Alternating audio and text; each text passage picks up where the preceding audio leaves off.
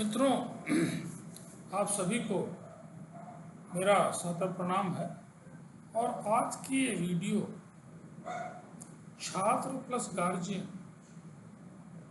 दोनों के लिए है। जो हमारे छात्र हैं और जो उनके माता पिता हैं, छात्र के साथ साथ कोई भी जो हमारे मित्र हैं, अपने बच्चों के साथ किस तरह का वातावरण दे पा रहे हैं, पर्टिकुलरली बच्चों के चरित्र निर्माण, बच्चों के पर्सनालिटी डेवलपमेंट में आपका क्या रोल है। जो मेरा अपना एक अनुभव है, जो समाज को मैं देख रहा हूँ, उस अनुभव आधारित अपने बात को आप लोगों के साथ साझा कर रहा हूँ। और अच्छा लगे तो वीडियो को जरूर सब्सक्राइब करिए और कमेंट भी लिखिए। यह मेरा आशय, बच्चे का मतलब कि जब बच्चा थोड़ा समझदार हो गया, जब वो कक्षा 5, 6, 7 में आने लगा, बल्कि आज तो बच्चा और पहले से ही थोड़ा समझदार हो जा रहा है, आपको बच्चे के चरित्र निर्माण में सबसे पहले खुद के चरित्र के ऊपर बार बार आप निरीक्षण की आवश्यकता है। क्योंकि बच्चा आपको फॉलो कर रहा है, वो आपको देख रहा है। आपकी शिक्षा का महत्व उसके ऊपर कतई नहीं पड़ सकता अगर आप उस लेवल पे नहीं हैं। आप सोचते हैं कि आप में तमाम दुर्गुण जो हैं वो मल्टीप्लाई होते रहें, अपनी आदतों को आप न सुधारें, और आप सोचें कि बच्चा आपका एकदम टॉप क्लास का आइडियल निकले व्यवहार में। मुझे नहीं लगता कि ऐसा कभी हो पाएगा। तो सबसे पहले अगर आप चाहते हैं कि बच्चे का चरित्र निर्माण हो, तो निश्चित रूप से आपको अपने को बदलना होगा। अगर आप अपने को लगातार ये निरीक्षण नहीं करते हैं, आप निरीक्षण नहीं करते हैं, तो मुझे लगता है कि बच्चा सबसे पहले अपने माता पिता को देखता है और गुरु को और बाकी समाज को तो बाद में देखता है, क्योंकि बहुत समय वो आपके साथ रहते हैं। दूसरी चीज कि अब चरित्र निर्माण में बहुत सारी चीजें हैं। ईमानदारी जैसे मान लीजिए, अगर आप स्वतः ईमानदार नहीं हैं, साथ साथ आप घर में भ्रष्टाचार के बढ़ावा की बात करते हैं, बार बार उसको ग्लोरीफाई करते हैं कि भ्रष्टाचार बड़ी अच्छी चीज है, तो बच्चे के चरित्र निर्माण को तो आप खराब कर ही रहे हैं, साथ साथ नेशनल लॉस कर रहे हैं। क्योंकि बच्चा का जो चरित्र है वो जीडीपी में आता है। आप देश का भी नुकसान कर रहे हैं। मुझे याद है कि परीक्षा का समय था, करीब 15 साल पुरानी बात है। एक बच्चा मेरे पास आया, उसे पता था क्योंकि क्लास में मैं बच्चों के साथ बड़ा ही पुत्रवत व्यवहार उनके साथ मेरा रहता रहा है। कभी आप किसी मेरे स्टूडेंट से पूछेंगे तो बताएगा कि मैं कभी उसको हरास नहीं करता। जो भी हो सकता है एक शिक्षक के नाते में उसके साथ अच्छा करता। उसके चरित्र निर्माण के लिए मेरा लगातार प्रयास रहता है। ठीक है, थोड़ा पढ़ाने के दौरान मान लीजिए थोड़ी उसकी हिम्मत खुल गई है, मैं कोई बात मुझसे वो कह सकता है। वो मेरे घर पे आया प्रैक्टिकल के दौरान, उसको ये कहना था कि प्रैक्टिकल में कल नंबर उसे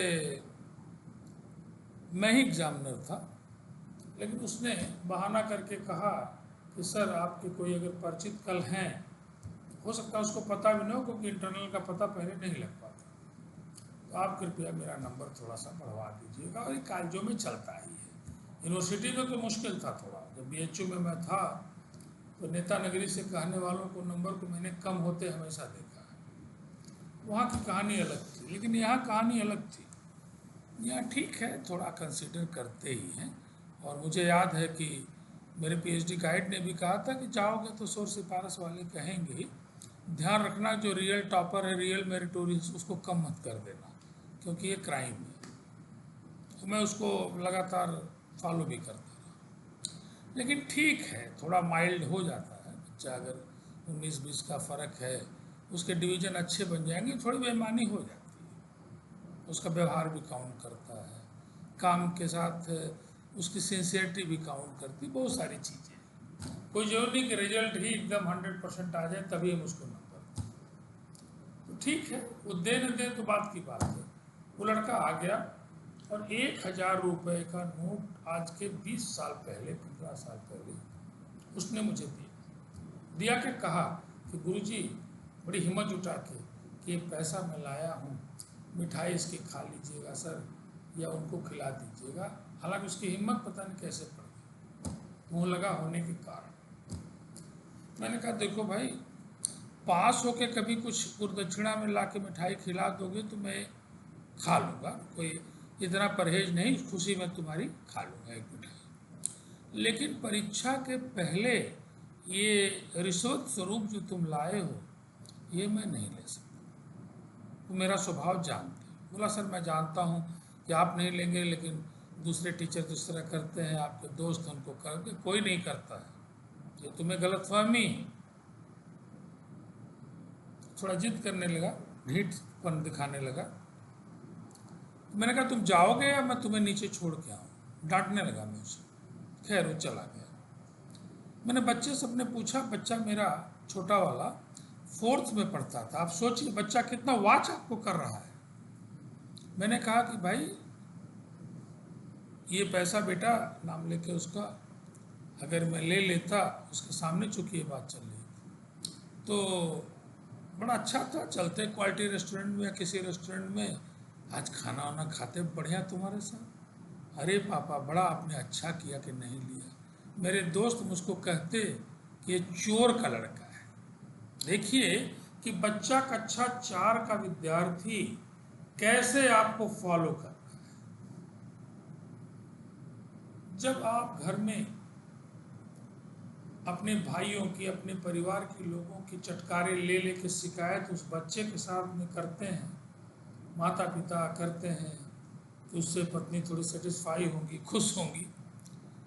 एक बहुत बड़ा नुकसान आप करते हैं कि बच्चा धीरे धीरे खुरापाती स्वभाव का होता है, उसका चरित्र निर्माण क्या कहें, वो डिटोरेशन में उसका चरित्र जाता है, वो खुरापाती होने लगता है।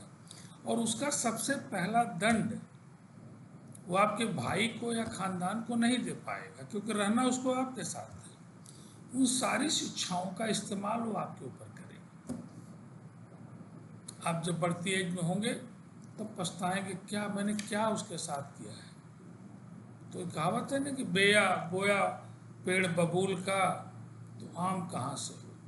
इन छोटी छोटी चीज़ों को बच्चा वाच कर रहा है और वो उसे फॉलो कर रहा है। मुझे याद है एक घटना का मैं जिक्र करूं कि एक बार स्वामी रामकृष्ण परमहंस के यहाँ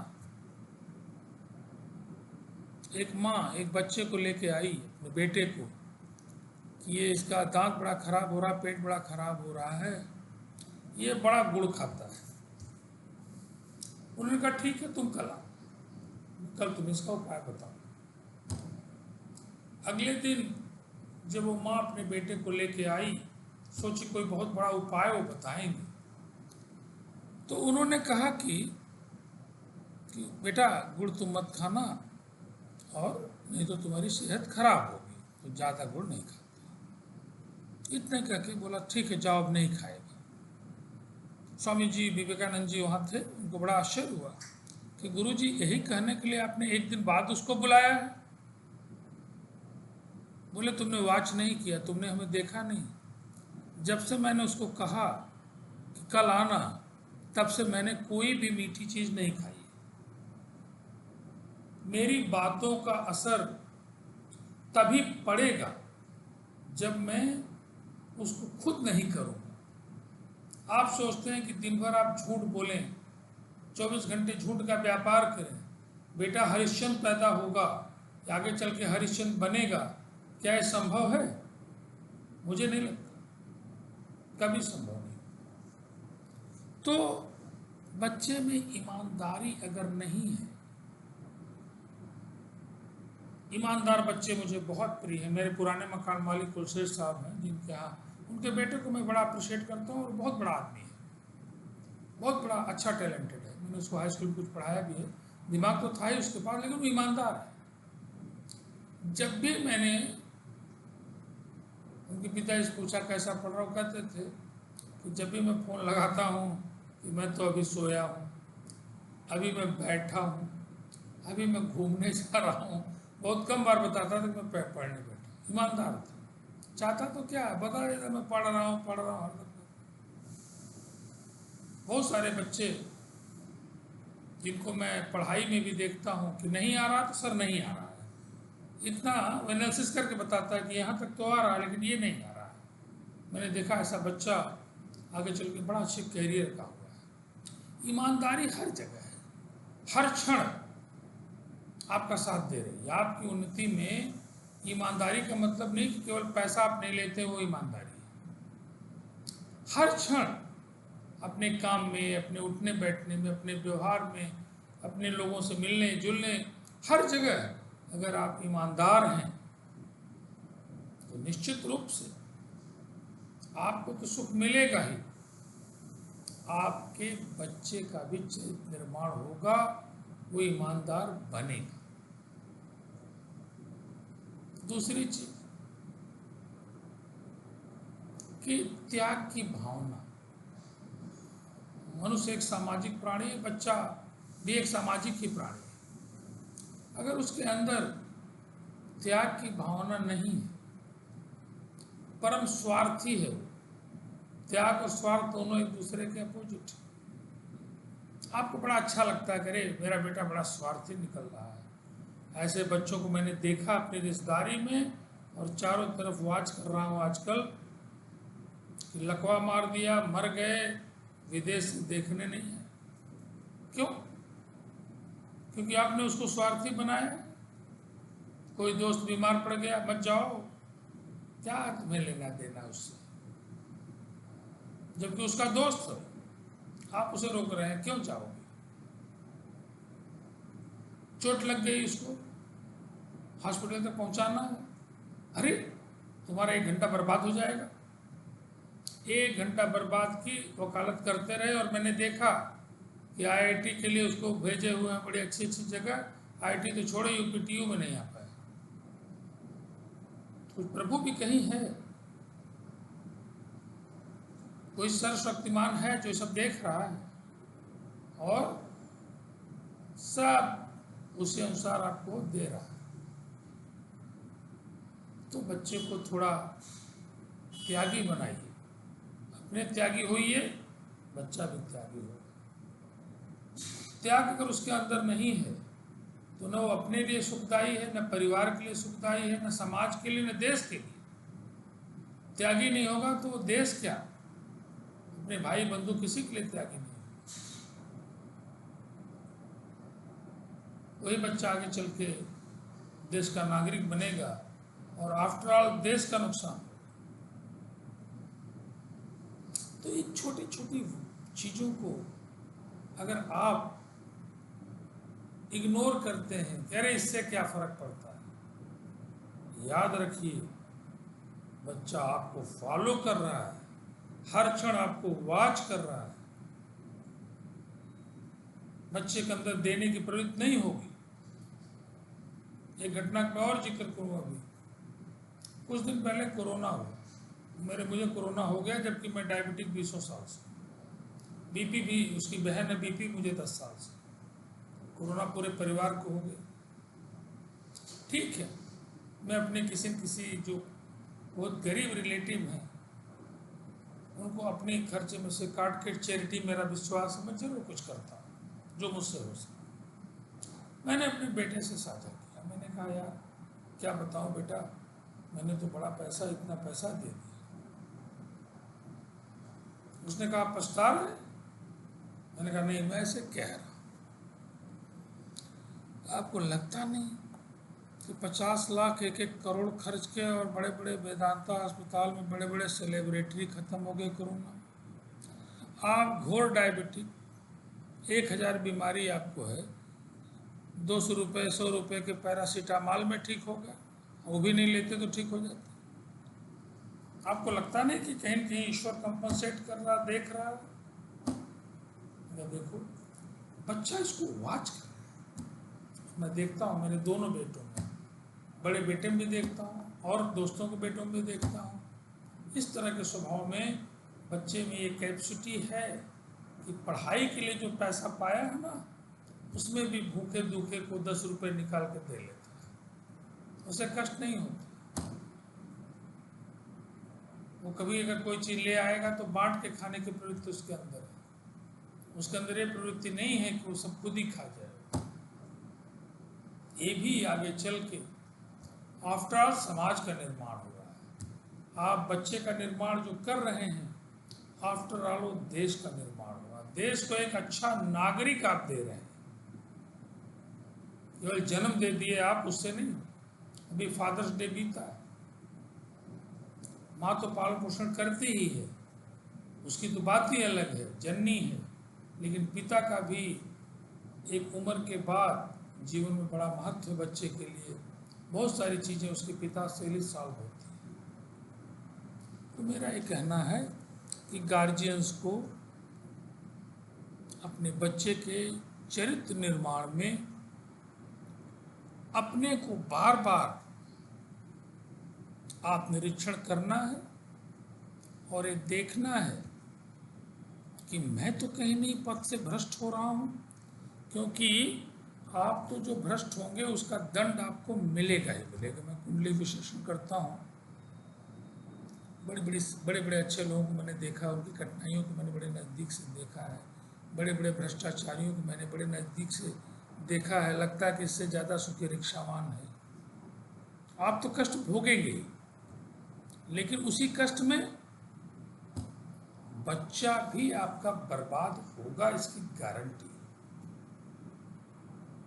और आफ्टर ऑल देश का आप नुकसान कर रहे हैं, देश का लॉस कर रहे हैं, हमेशा दिमाग में रखिए। और बच्चे के चरित्र निर्माण में अपना योगदान दीजिए। इसी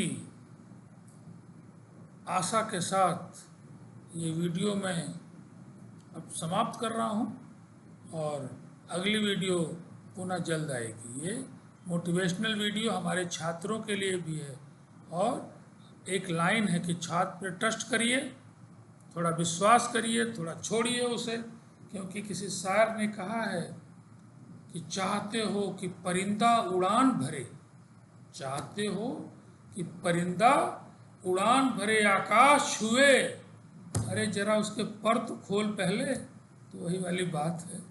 तो चलिए, बहुत बहुत सबको पुनः एक बार प्रणाम है और इस वीडियो को मैं समाप्त कर रहा हूँ। इसको अधिक से अधिक अच्छी लगे तो शेयर करें, सब्सक्राइब करें, कुछ कमेंट भी लिखें, मुझे अच्छा लगता है, कमेंट पढ़ के भी अच्छा लगता है। धन्यवाद सभी।